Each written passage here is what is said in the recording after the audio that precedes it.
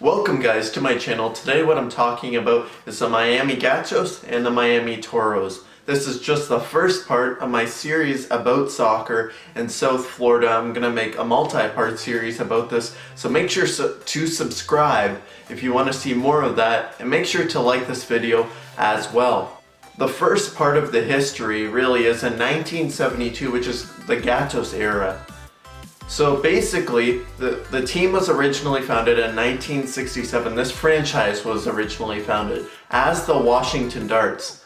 But then, owner John Bellota decided to relocate the team to Miami and renamed the team and rebranded the team to the Miami Gatos. But they played their first season at Miami-Dade North Stadium at Miami-Dade College. They didn't actually have that great of a season. They didn't do well in terms of attendance. They only got about 2,000 people per game, and that was also as a result of their bad performances, as they only got they only got 3 wins in 14 games in NASL. But there was a bit of a notable signing. Well, it really wasn't a signing, but it was a player who moved along with that Washington Darts team, and that was a striker from Trinidad and Tobago, and Warren Archibald. And you'll hear about him more in this video because he became a very notable player for this Miami franchise. Now, in 1973 marked the beginning of the Toros Era. So there were some big changes in 1973, as you can tell, because the team was rebranded, but this was after Elizabeth Robbie bought out the team from the previous owner, John Bellota.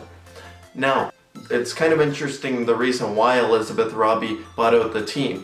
Basically, her husband, Joe Robbie, wanted to buy out the team, but her husband was the owner of the Miami Dolphins, which is the NFL team there at the time.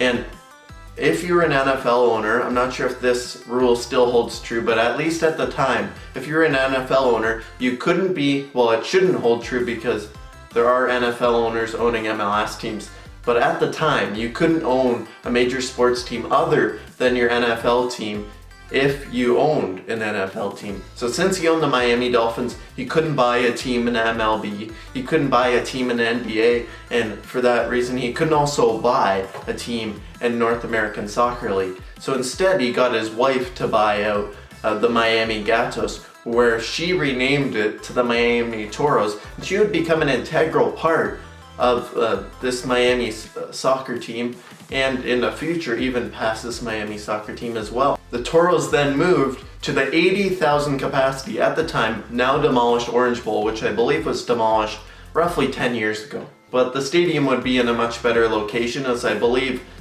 Miami-Dade North Stadium, which is also now demolished, it was located kind of in the outskirts of the area, more in the suburbs of Miami, but the Orange Bowl was closer to the downtown. So the Miami Toros would have a good first season under their now rebranded name. They just fell short of making the playoffs, but they did get, on average, 5,500 people per game. The reason why I'm noting the attendance is I think with these teams that are doing well, it's a good indicator of how successful they are based on looking at the attendance, just because you kind of know perhaps a rough idea of what financial situation they might be in. And I find it kind of interesting to see attendances. But despite the lack of success as a team, they did have one particular successful player out of the season, with Warren Archibald becoming the top goal scorer in NASL with only 12 goals, but he did become the top goal scorer. He also won the league MVP as well. So this is the player that I noted previously, like early on in the video. You're already starting to see kind of how successful he's becoming and how much he's kind of becoming a legend for the Miami Toros. In 1974 to 1975, these were kind of the years of success for the Miami Toros. They moved to Miami Stadium, which was a smaller stadium, and it's currently demolished, as I said earlier in the video, and it was replaced with the Ricardo Silva Stadium, or noted as the FIU Stadium, where the USL Championship expansion side, Miami FC, or the Miami FC, will play this coming USL Championship season. The Miami Toros would sign Steve David, who is also from Trinidad and Tobago and was also a striker, to play alongside Warren Archibald. This was a notable signing, as this strike force would become one of the most formidable strike forces in the league and would really push this team towards success.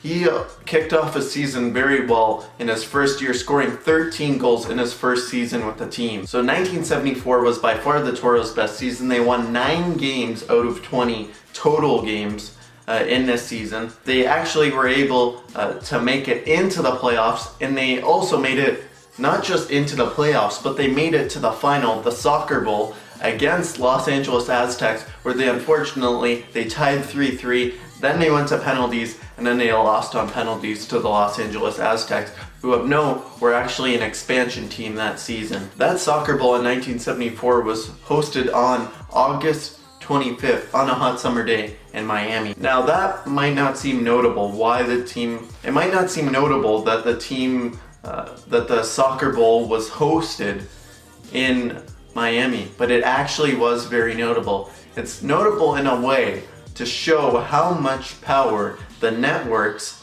had over the North American Soccer League, the old North American Soccer League, because CBS was the network that was going to be playing their game on TV, showing their game on TV, and they actually were the major factor. They were the major player in making it so that the game would be played in Miami as opposed to Los Angeles, where it should have been hosted.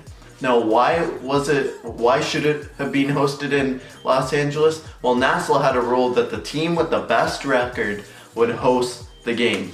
Now, Los Angeles Aztecs had the better record, so they should have hosted the game. But CBS came to NASL, and with the great power that they had over NASL, they told NASL that they don't want the game played in Los Angeles because they're worried, because at the time it was the standard to black out the audience around the game unless the stadium was sold out.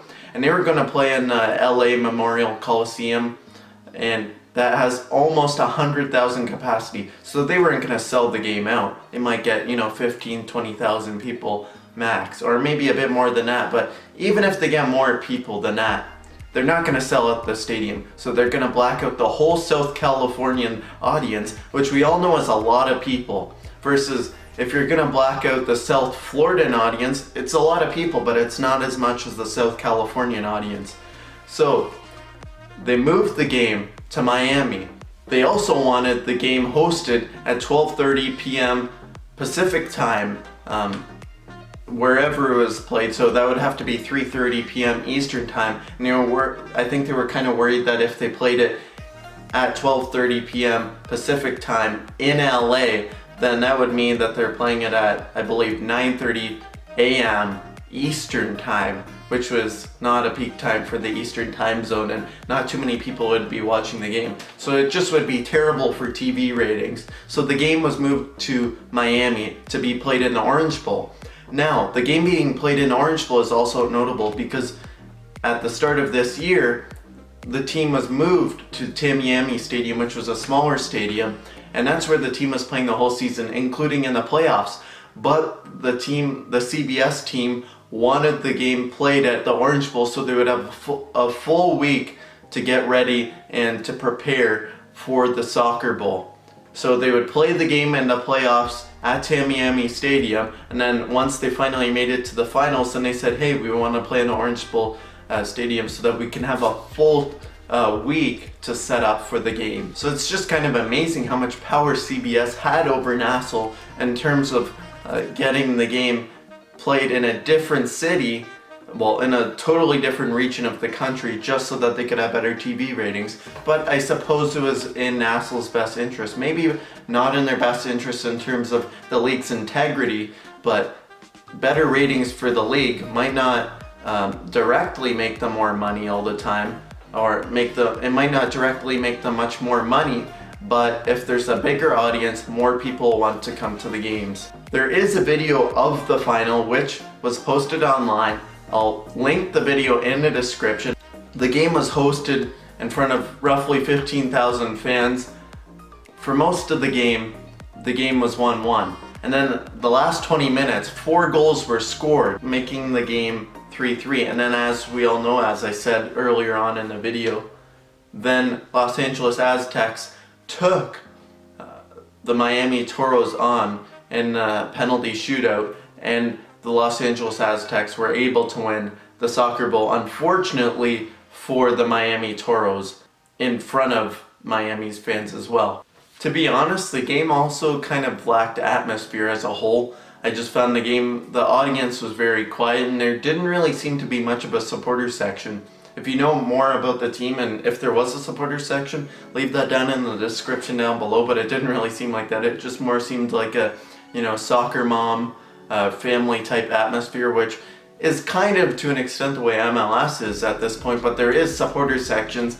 I would say the atmosphere is a lot more hostile now than it was back then. It just wasn't, I wouldn't say hostile atmospheres are good, but having a bit more of an intense atmosphere is a little bit better, which is what MLS offers at the current moment in comparison to at least this Miami Toros atmosphere, which probably was similar to a lot of the atmospheres for other teams in NASL. Maybe not all of them, but it was a pretty calm, boring atmosphere. It almost seemed like they're watching a baseball game instead of a soccer game. As a result of all these good performances over the course of the season, the team peaked at their highest attendance, which was 7,300 fans on average per game.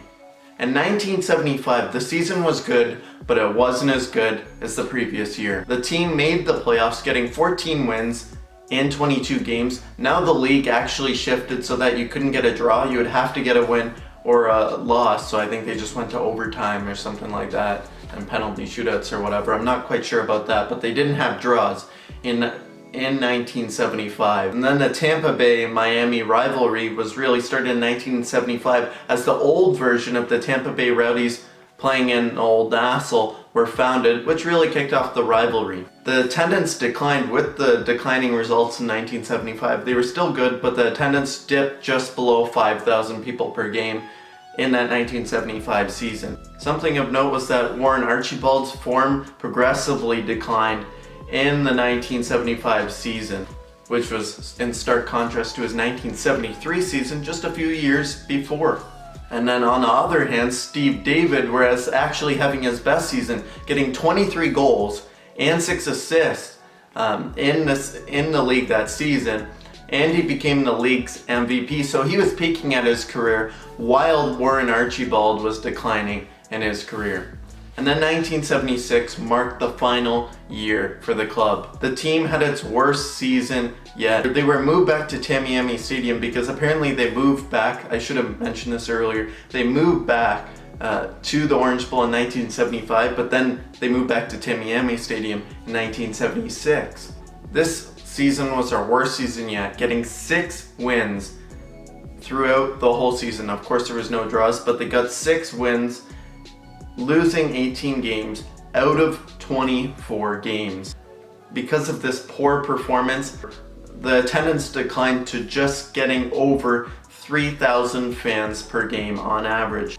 Even Steve David had a bad season, only scoring 1 goal in 13 appearances that season. He would later move on to Los Angeles Aztecs. So with this dwindling support, Elizabeth Robbie, looked at the team, saw the declining support, and she decided to move the team to the outskirts, to Fort Lauderdale to play at Lockhart Stadium, which, if you're an Inter Miami fan, you probably know was torn down to build the new stadium on that ground, the new Fort Lauderdale Stadium, or new Lockhart Stadium, whatever they're gonna call it, which will serve as the temporary stadium ground and a training facility for Inter Miami while they try and get their Freedom Park Stadium built over the next few years. So that's kind of a notable location for Miami soccer and for South Florida soccer.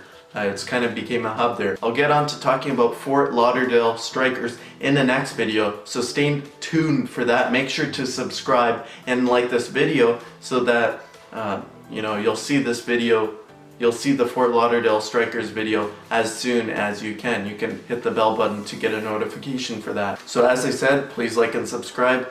Make sure to make any video suggestions because I'll look at those and I might actually make a video on one of those perhaps after I'm done making this series, which might take a while. So thanks for watching this video. Until next time, see ya!